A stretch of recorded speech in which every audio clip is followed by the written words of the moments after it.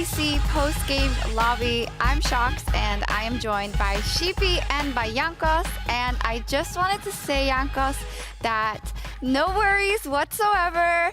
I got it! Oh, thank you. Thank you very much for fighting my spear. I threw it a little bit too far there on the bot lane, so I'm grateful that you caught it. It's okay. I have some more ideas for it, but I'm going to give it away for a second so that I just don't have to hold it the whole. I think that your analyst, Lucy, Angel Archer, she tweeted like the official stats. I think she counted them. She said it was a 48% success rate on the spears, which is pretty good, I guess. But I just want to say that if I don't throw any spears, except for when the hard CC lands and I can hit every spear, I will have 100% accuracy with about, 15 spears a game. So I feel like it's better to throw more spears, and even if it's a 50-50, because keep in mind, spear is not on the one who throws it, it's on the one who dodges it. So every time you get hit by a spear, unless it's a Headhunter Nidali skin, which is OP by the way, you are boosted, or like you just don't have a mouse. Yeah. So it's not about me missing them, it's just about the players that you play against not being good enough to dodge them. So I suppose on LEC we have a lot of good players, at least like 50%, 52% of the time they are good. You should be a politician. That was a great explanation. I feel like you can't win, Jankos. Listen, I know they always say that supports have a hard time, but you can't win. You know, you play phenomenal tank junglers, and then all of a sudden that's all you can do. You put yourself out there and you play Lee Sin and Italy that have some skill shots, and then if you don't get 100%, it's always bad. I mean, you're just being straight up bullied, no? I will just blink twice. In all seriousness, let's talk a bit about this game, match of the week. Schalke 04 has always been a tricky one for G2 in recent memory. This time around, not so much though. What was it about your composition or your play that you were able to beat them so handily today? Well, I just believe that the last time we faced Schalke, we gave up, a lot of very strong champions like the Udyr in 4-5, like the TF, like the Rel, like the Kai'Sa. This time, though, they were red side and they didn't have as much luck, so we kind of created a draft where we were also comfortable playing, and we kind of knew that our champions are equally as strong or stronger than the draft they have.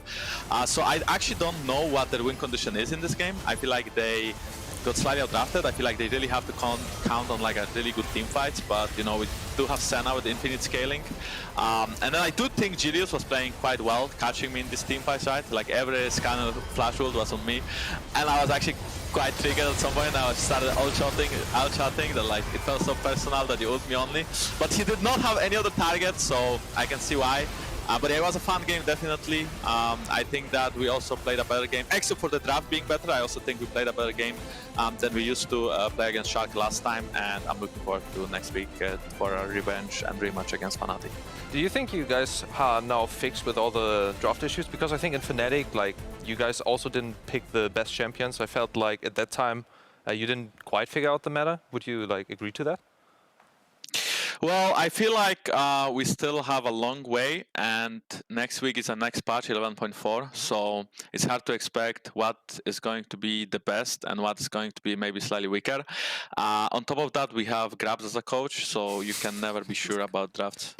That is sure. And also we have a big patch change coming up. We have 11.4, I mean, especially for the jungle, right? Yesterday, we had a little bit of a chat with Zanzara. I don't know if you caught it, a very avid Skarner player. We asked him about the changes, particularly, of course, the nerf to the jungle XP and gold to the monsters. And he said he didn't think it was going to make the biggest difference, but that we would see tank junglers come back into the meta a lot more. Do you agree with this view? And how do you think that the changes are going to change the jungle meta? Well, I also think that the meta suits it, because you see stuff like Corki, especially, well, Astralis, they play Skarner. Corki makes sense. They just play for late game. But basically, it just fits teams that either need to make picks because they kind of can't play like great macro, so they first pick Skarner and they hope that like he can get flash ult, or it fits teams that rely heavily on like Azir Corki. So I do think tanks are way better with these constant damage mid laners and like strong AD carries that can kind of carry the game. But yeah, the patch 11.4, I don't think it's gonna matter that much. I do see I mean, for some reason, Europe really likes Skarner, and I don't really see it in any other region. And I do think that the champion is fine, but picking it so early, well, just allows your enemy composition to counter it. And then, like Zanzara said, if you pay your taxes, you'll most likely be safe from Skarner. So I feel like the meta will probably not shift too much next week. And as soon as people figure it out in about 2 weeks' time, I think maybe we'll see like a little bit more tanks. But then again, I just don't feel like these champions are that powerful. Maybe some Jarvan, definitely more Udyr, but Udyr is already like 100% presence. Yeah. Maybe a little bit more Skarner in Europe. Maybe some Hecarim if you consider him a tank, even though he's more of a bruiser skirmisher. So, I mean, jungle is pretty strong still. I'm happy with that. Yeah, it does look like it. I think it was the stories of the demise of jungle were heavily overblown with 11.4. It's going to be just fine. What I'd like to know about the team as it is now is in relation to how you adjust to patches and how you can be creative on patches. We know that that has been a trait of G2 historically, you know, finding the right things. I mean, Mickey just threw out the Scion, for instance, ended great. How do you think this iteration of your roster is capable of fast adapting to the new patches and maybe even catching teams off guard? So I just want to add on that it was me who actually said he should pull out his famous Scion. He got kind of pressured by me. Okay. He wanted to play something else, but I was like, make it! And then he picked Scion. So I think it's credit to me, all the credit. Okay. But he played well, of course.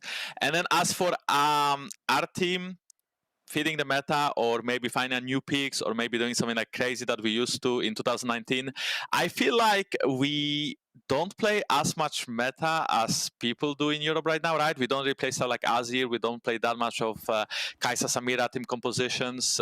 You know, we try to pick more Nidalee, which doesn't happen that often as well, and you know, make success there.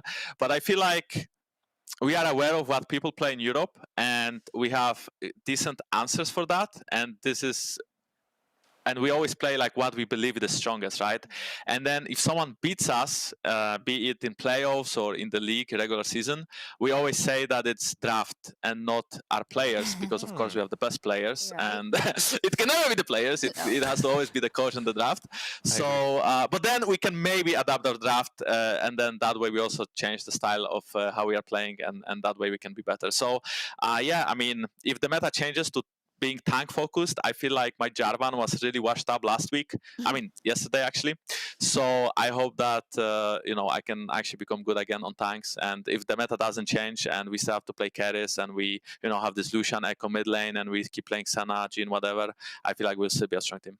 Back to Sejuani. Woo. Yeah, I think overall your drafts are really unique, by the way. You picked Renekton Ryze blind, like on one game, and the next game you are like preferring Nidalee really heavily. I feel like your drafts are not really set in stone, or you're adapting them for every enemy. Or your priorities change really quickly. What can you say to that? Well, we just pick whatever we feel like is the best in the game. Today, I just felt like Nidalee can be good, so we just kind of picked it. Yesterday, maybe we felt like we need the Ryze Renekton to have like a safer early game. But yeah, we basically adapt to our opponents, and we also try to steal picks away, right? It's not only... The thing is that I feel like our players most of the time play every champion. So if we feel like enemy team is super comfortable on one style of playing, we can also kind of match their style and steal their champions. So then we kind of beat them at their own game, which feels really good. The extra disrespect is just needed. It's the G2 style. I get it, the extra salt. All right, let's talk a bit about the standings and about the state of the league, because there's been some changes this week. Some teams really stepping up when it was most important, particularly SK and Astralis. Crucial wins for them. Sheepy, what did you think about particularly those two teams and how they are ramping up? I mean, SK really flew under the radar for me. I didn't expect them to play that well.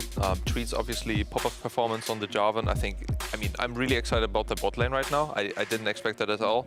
And then the last team fight, we saw that actually all of them are playing well. Like everybody mattered in that fight. Aatrox, you know, popped off. So yeah, I think SK played really well. And Astralis is actually showing signs of life, and I'm very happy about that too. I think that organization, you know, previously Origin, now Astralis, is somebody that I always thought can contest for the best. I think they have the backup for that. They have the financing. They have the vision from Ben as well. So yeah, I was happy that they are picking up games, but the league is so stacked right now, so it's really difficult to see if they can actually win, you know, against the very, very top. Yeah, Jankos, when you look at the middle of the pack, what team do you kind of have your eye on that you think could actually make a really good run for and maybe in the playoffs? So,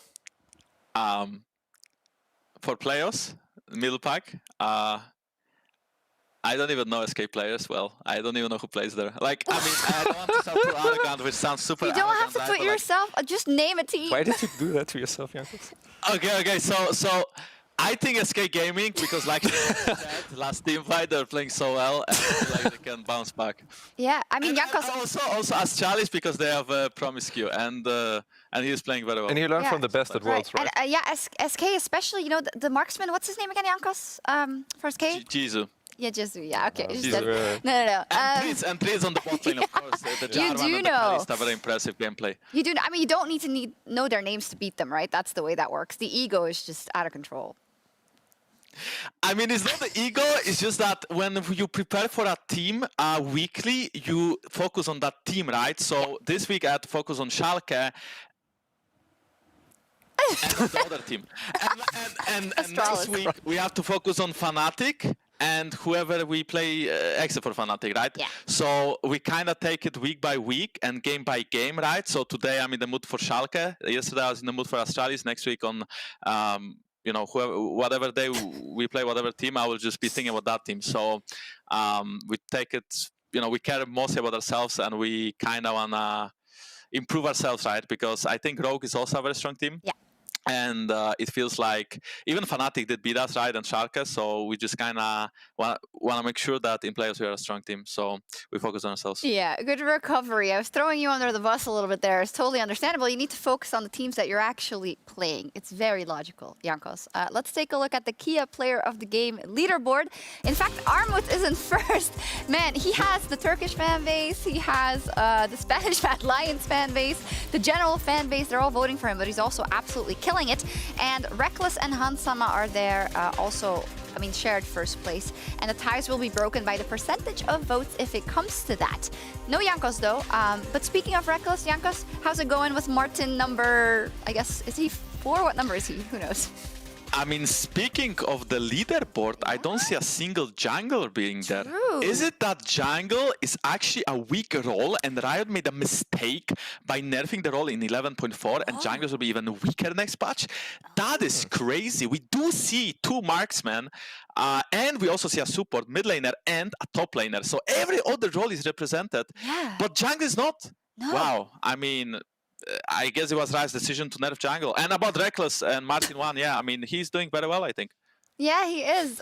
You should have your own agenda to push. Yeah, but in the Also, end, he is answered it, that you know, is question. it the chicken or the egg? We actually had a discussion on Reddit Check about which role is this stacked in Europe, and marksman or bot lane actually won that with like an insane amount of votes from the public at home, and jungle was even like had like 2 votes or something out of the 1,000. So yeah, it's about the players playing the role perhaps, and not about the role. I mean, we are like kind of getting like gapped, you know, every time we go to Worlds. Oh God. So I'm not that surprised, but this year is gonna be different. Okay. Well, look, I mean, you know, I have it in my back pocket, right? The monologues are just going to be about not the European teams. I finally figured it out what I'm going to do. Anyway, let's take a look at the games that we've got coming up next week on the schedule. As said, G2 Fnatic, but that is on day 2, the match of the week. And a bunch of very important clashes for the middle of the pack, Sheepy. I mean, immediately like Excel, Misfits, for instance, in there. Astralis up versus Fnatic, which is, again, such a difficult one. They have a really, really tough strength of schedule. But I do have the feeling that we leveled up a bit in terms of the level of games we've seen this week. Yeah, I mean, for Fnatic, this game is really important just to start out with a win. They should win this game, and after an 0-2 series, like, I think all of them are taking the loss pretty hard. Mad Lions SK for me is like the other match of the week, because I think Mad Lions showed really a lot of strength this week, and SK obviously too. So I think those two really have to like battle it out, who's the better or the best middle of the pack team. Yep, and we have G2 is up versus Vitality then, and Vitality actually took down Fnatic just yesterday, Jankos. So are you going to be extra careful next week? Definitely. I mean, I think that both Vitality and Fnatic will play next week are strong teams. I mean, well, Vitality is like last place, but we used to scream that scrimmed them a lot before the split started, and they have been actually winning a lot of games against us when we didn't practice and we started practicing. So maybe it was like the circumstances, or maybe they were just like off-season peakers. But they did win a lot of scrims. So we thought they are going to be a good team, and now they're last, so maybe they're not so good. But we still respect them, and we'll try our best. And then when we face Fnatic, we really want to secure that win. At the same time, though, like Shippy mentioned, they did go 0-2 this week. And I feel like after such a kick in the butt, you will most likely perform much better because you will actually try to fix your mistakes. I think Selfmade tweeted something about their practice going badly, so I'm sure they will try extra hard this week. And I think that could be a very exciting game as well. Yeah, I think that's a very good read on that. They are the type of players to come back with a vengeance after a week of practice, and especially versus G2. Fantastic. Thank you for talking to us. Jankos, I have a bit of an idea for the PGL Selfie because we have a ton already from you in PGL Selfie. So I have an idea. Are you down to play ball and try? Play ball? Yeah, Well, sure. Yeah, you know, I mean, it means, okay, we're You're going to try. great at throwing spears, we already okay, know. so but can basically, you catch them? Sheepy is going to take the picture, and then my idea is to take the spear, and then you have to dodge it, all right? But let's see what that looks like. Yeah, I said, okay, How so, do you know what I mean? So I'll be like this, but you have to dodge it. You know, okay, what? Like, yeah, like that. That's actually perfect. like dodging it? Like, yeah, you are, like this. like, no, don't hurt me, don't hurt me. I got it. There Perfect. we get it. All right, perfect. Thank you so much. A little bit of a twirl. Thank you very much, Jankos, for talking to us. We'll see you next week. Well, yeah, hopefully. Hopefully, yeah. All right, fantastic. That was all from us here tonight with that amazing photo. Be sure to tune in to the LCS and Cloud9 versus Dignitas.